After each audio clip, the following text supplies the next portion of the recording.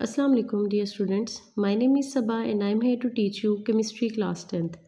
आज हम स्टडी करेंगे चैप्टर नंबर 10 की एक्सरसाइज के एमसीक्यूज। सबसे पहला एमसीक्यू है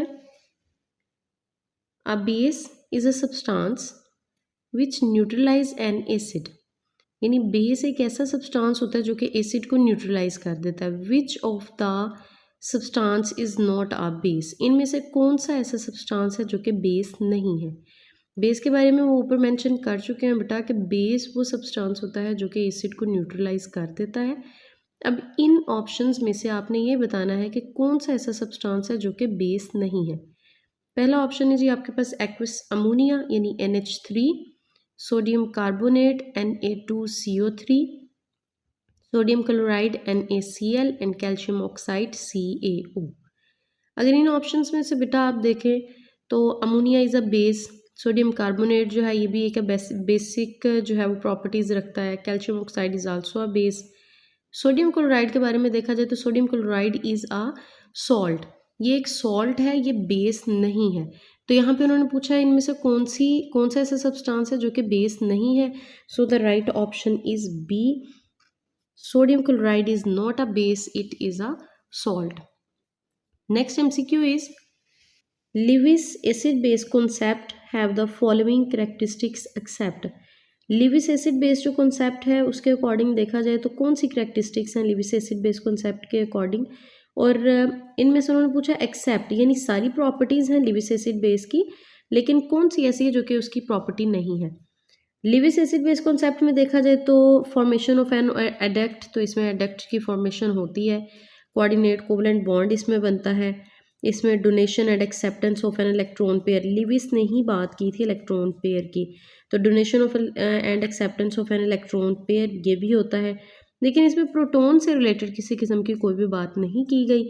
तो लिविस एसिड बेस कॉन्सेप्ट के मुताबिक ये उसकी करेक्टरिस्टिक नहीं है, यानी कि donation and acceptance of a proton। next MCQ is acetic acid is used for. तो ये हमने जो है वो यूजेस ऑफ एसिड में पढ़ा है कि एसिटिक एसिड जो है वो किस लिए यूज होता है। It is mainly use for the flavouring the food. A option is the right option. Okay, the next MCQ is a salt is not composed of. Salt जो है इज नॉट कंपोज्ड ऑफ, ये किस चीज़ से मिलके नहीं बना।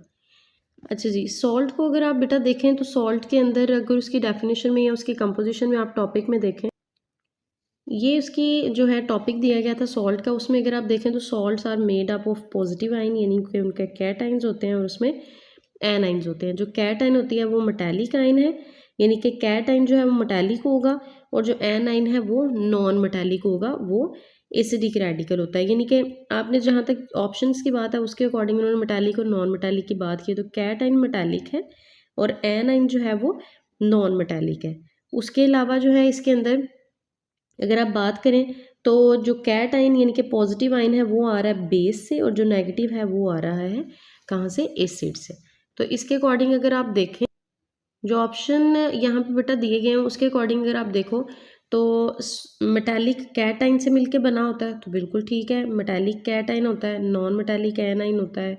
इसमें जो एनाइन ऑफ अ बेस और एनाइन ऑफ एन एसिड, तो जो है आपके पास एनाइन वो यानी कि जो नेगेटिव रेडिकल है वो कहाँ से आता है, वो बेस से आता है या फिर एसिड से आता है। तो आपने ये पढ़ा है कि कहाँ से आ रहा था, कि टॉपिक के अंदर लिखा हुआ है एनाइन जो है नेगेटिव जो पार्टिकल है, जो नेगेटिव रेडिकल है वो आता है जी एसिड में से।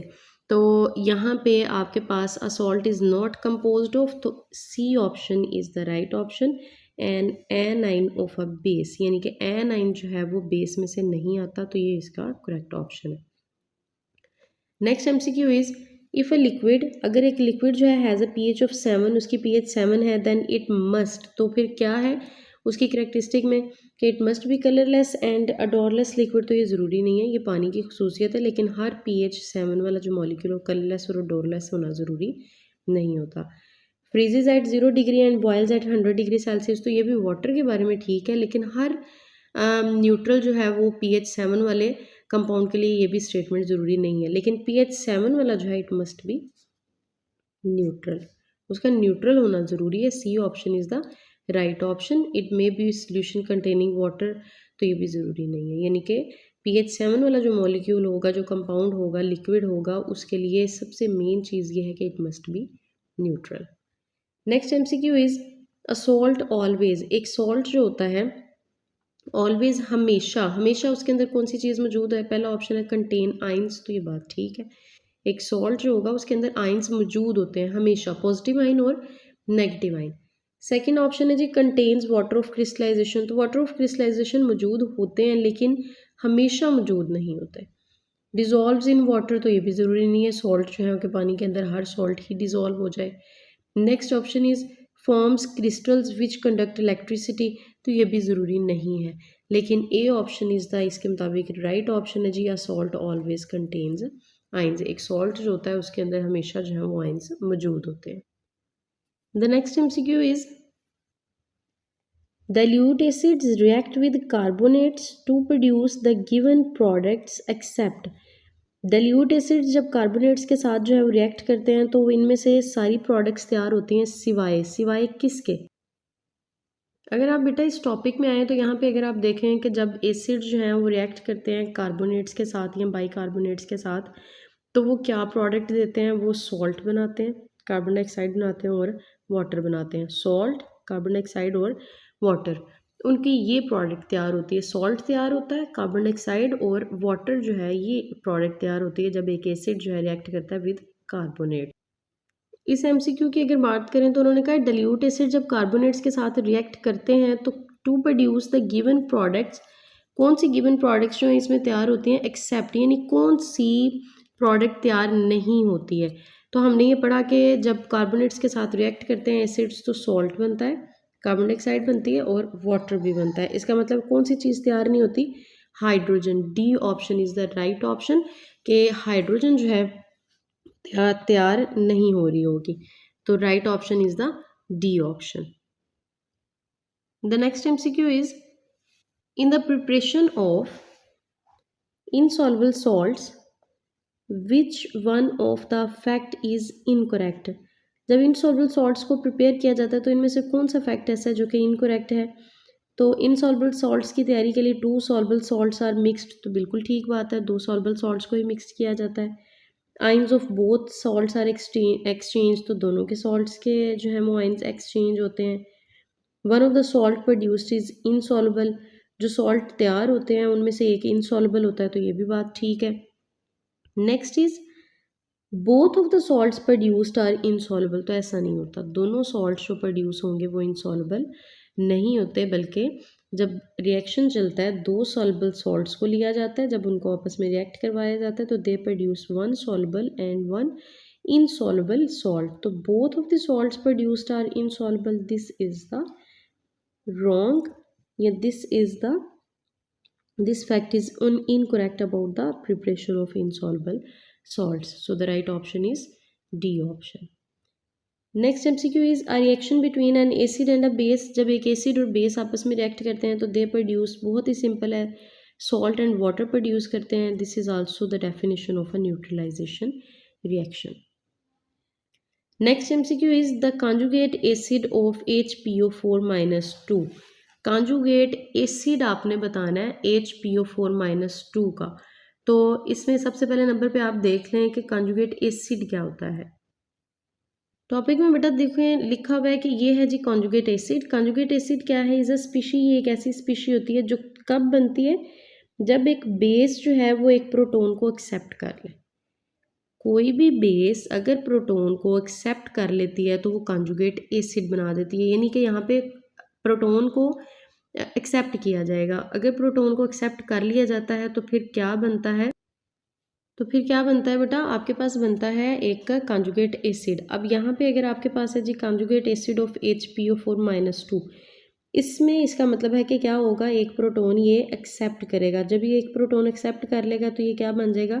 H2, और जब एक हाइड्रोजन ऐड हो जाएगा तो यहाँ पे नेगेटिव का जो चार्ज है वो एक कम हो जाएगा क्योंकि एक प्रोटोन इसको बैलेंस करने के लिए आ गया है। तो जब एक प्रोटोन को ये एक्सेप्ट करेगा तो ये बन जाएगा H2PO4 और ये हो जाएगा -1। इसके अकॉर्डिंग अगर देखा जाए तो कॉन्जुगेट एसिड ऑफ HPO4-2 है जी H2PO4-1। 1। ठीक है। Next MCQ is what is the pOH.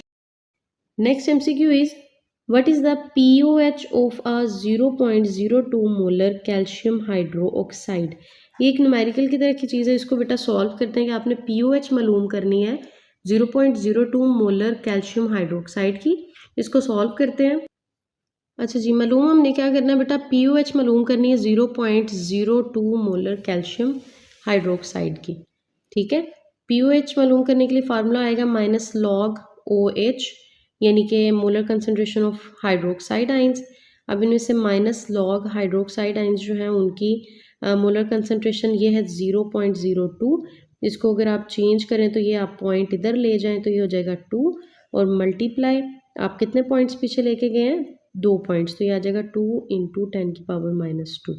ये वैल्यू जो है इसको अगर आप जो है वो डेसिमल को ख़त्म करके यहाँ से पॉइंट पीछे की तरफ वापस लेके आएंगे तो दिस वैल्यू बिकम्स 2 इंटू 10⁻²। तो आपने हाइड्रोजन जो हाइड्रोक्साइड आइंस हैं उनकी मोलर कंसनट्रेशन यहाँ पे लिख ली, जो कि हमें ये दी हुई है। इसको कन्वर्ट करके हम लिख लेंगे 2 इंटू 10⁻12। अब इसको जो है आप लिखें माइनस लॉग 2 और ये हो जाएगा plus plus minus minus log 10⁻²।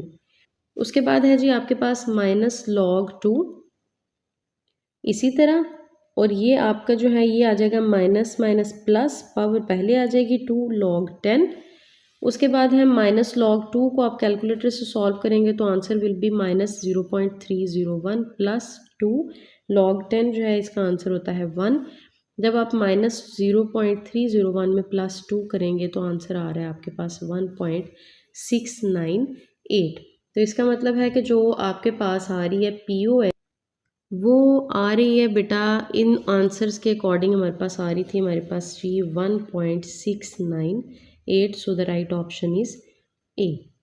Next MCQ is which one of the following species is not amphoteric. इनमें से कौन सी स्पीशी ऐसी है जो कि एम्फोटेरिक नहीं है। एम्फोटेरिक से मुराद ये है कि एम्फोटेरिक ऐसे सब्सटेंसेस ऐसी स्पीशीज होती हैं जो एक्ट करती हैं as a base as well as acid, यानी एसिड और बेस दोनों के तौर पे अगर जो एक्ट कर रही होती हैं वो एम्फोटेरिक सब्सटेंसेस होते हैं या एम्फोटेरिक जो है स्पीशीज़ होती हैं। अब यहाँ पे अगर देखा जाए तो जो आपके पास वाटर का मॉलिक्यूल है ये हाइड्रोजन को डोनेट भी कर सकता है और एक्सेप्ट भी कर सकता है। ठीक है, तो ये दोनों के तौर पे एक्ट कर सकता है एम्फोटेरिक के तौर पे।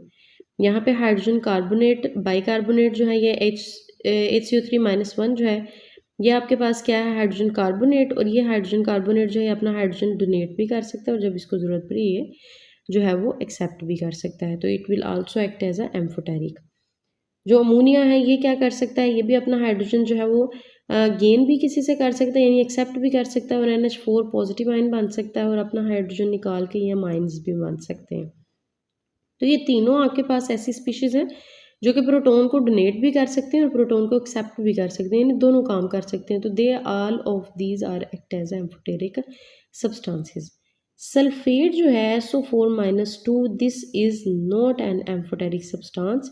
क्यों? क्योंकि इसके पास प्रोटॉन मौजूद ही नहीं है, तो ये डोनेट नहीं कर सकता, ये एक्सेप्ट कर सकता है लेकिन it is not able to donate the proton, so it is not a amphoteric substance.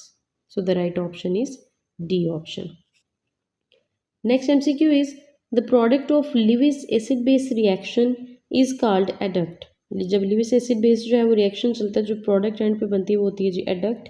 The bond between the adduct species, जब बॉन्ड बनता है एसिड और बेस के दरमियान एडक्ट स्पीशी में तो वो कौन सा होता है, वो जी आपका ऑप्शन है ऑप्शन डी। या आपने टॉपिक के अंदर सीधा सीधा एक क्वेश्चन पढ़ा हुआ है कि कोऑर्डिनेट कोवलेंट बॉन्ड बन रहा होता है। Next MCQ is the water of crystallization is responsible for the. Water of crystallization जब आपने पढ़ा था कि कुछ जो है वो सॉल्ट्स ऐसे होते हैं जिनके अंदर जो है कुछ वाटर जो है वाटर के मॉलिक्यूल जो है मौजूद होते हैं, और किस लिए मौजूद होते हैं उनके साथ, because they are very important for the shape of crystals, यानी कि वाटर ऑफ क्रिस्टलाइजेशन भी उनको इसीलिए कहा जाता है क्योंकि वो सॉल्ट्स की जो क्रिस्टल है उसको उसकी शेप को बरकरार रखने के लिए बहुत ज़्यादा ज़रूरी होते हैं। तो यहाँ पे भी यही पूछा गया है कि जो वाटर ऑफ क्रिस्टलाइजेशन होता है वो किस लिए ज़रूरी होता है, तो C option is the right option. They are responsible for the shape of crystals. Okay, the next MCQ is you want to dry a gas. आप एक गैस को जो है वो ड्राई करना चाहते हैं, तो which one of the following salts you will use. ये जो टॉपिक है बिल्कुल लास्ट वाला टॉपिक इस चैप्टर का, जिसमें आपने टेबल में जो है मुख्तलिफ़ किस्म के सॉल्ट्स और उनके फंक्शंस जो हैं वो पढ़े थे, यूजेस वगैरह। उनमें कैल्शियम ऑक्साइड, क्विक लाइम जो है कैल्शियम ऑक्साइड, इसके बारे में जो है वो मेंशन है कि it is used for drawing a gas. किसी भी गैस को ड्राई करने के लिए जो है वो मेनली जो यूज़ ये भी हो रहा होता है, ये भी यूज़ हो रहा होता है, लेकिन मेनली जो ज़्यादा बात हुई है आपके चैप्टर के अंदर वो ये है कि कैल्शियम ऑक्साइड यानी quick lime is used to dry a gas. So the right option is C option. Next MCQ is ferric hydroxide जो है is precipitated out of solution when aqueous sodium hydroxide solution is added to ferric chloride। तो आपके पास ये तैयार हो गया है। अब इनमें से उन्होंने पूछा क्या है, कलर ऑफ द प्रेसिपिटेट, यानी कि जो फेरिक हाइड्रोक्साइड बना है इसका कलर कौन सा आएगा। अब इस तरह का MCQ बेटा ये ध्यान रखना है कि ज़रूरी नहीं यही वाला रिएक्शन आए और यही वाले आपको प्रेसिपिटेट पूछे जाएँ।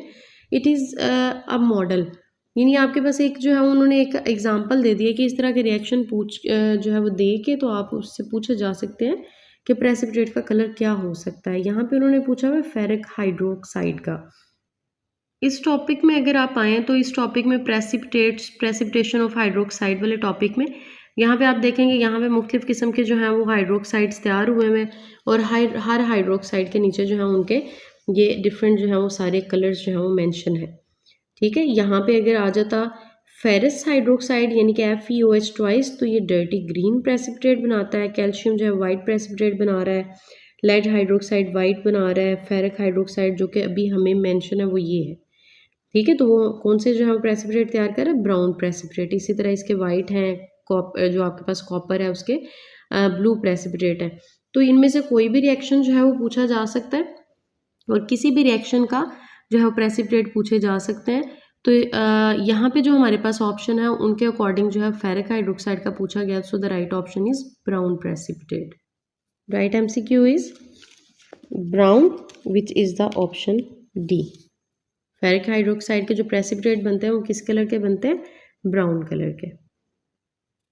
Okay, the next MCQ is which ion is the conjugate base of sulphuric acid. Conjugate base क्या है, कॉन्जुगेट बेस जो है जैसे पीछे हमने पढ़ा कॉन्जुगेट एसिड के बारे में, इसी तरह कॉन्जुगेट बेस क्या होती है, जब कोई एसिड जो है वो अपना एक प्रोटॉन जो है वो डोनेट कर देता है तो वो एसिड चेंज हो जाता है कॉन्जुगेट बेस में।